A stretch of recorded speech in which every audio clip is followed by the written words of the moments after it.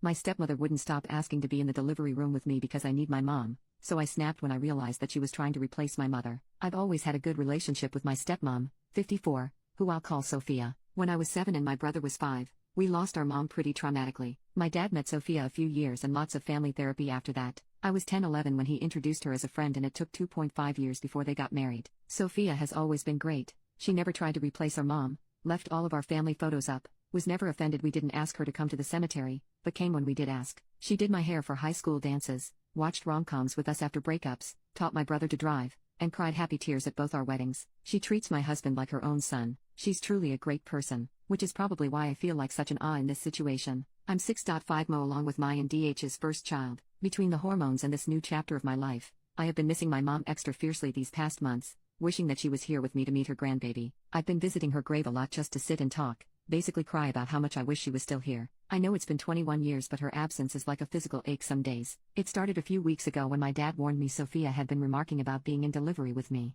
The next time I saw her, she asked, and I gently told her only DH will be in the room with me. Since the first no, she's taken it as an invitation to change my mind. Every time she brings it up, I shut her down gently with I appreciate the offer, but I still only want DH in the room. We'll let family know when we're ready for visitors. Then last weekend a couple of my cousins threw a casual co-ed backyard baby shower that included both my and DH's fams. I overheard Sophia chatting with another of my cousins who's pregnant, and Sophia was trying to get her to convince me to have Sophia in the room. My cousin was ignoring her mostly, but then I heard Sophia said a girl needs her mom with her for that. I was probably hormonal/tired, but I was so upset. I finally interrupted and just said, yes, a girl does need her mother. Too bad mine died in front of me and my bonus mom can't seem to take no for an answer. I didn't say it loudly enough for anyone but us to hear, but I was rather harsh, and then I went to hide inside saying I needed to lie down. My dad said he understood my side and supported me no matter what, but that I really hurt Sophia's feelings by what I said and I should at least apologize for that. I do want to apologize, but also believe I deserve an apology for not being listened to. It was also the first time I ever really felt like Sophia was trying to replace my mom, and I just snapped a little. I don't know, I feel horrible, so maybe I already know the answer, but am I the a-hole?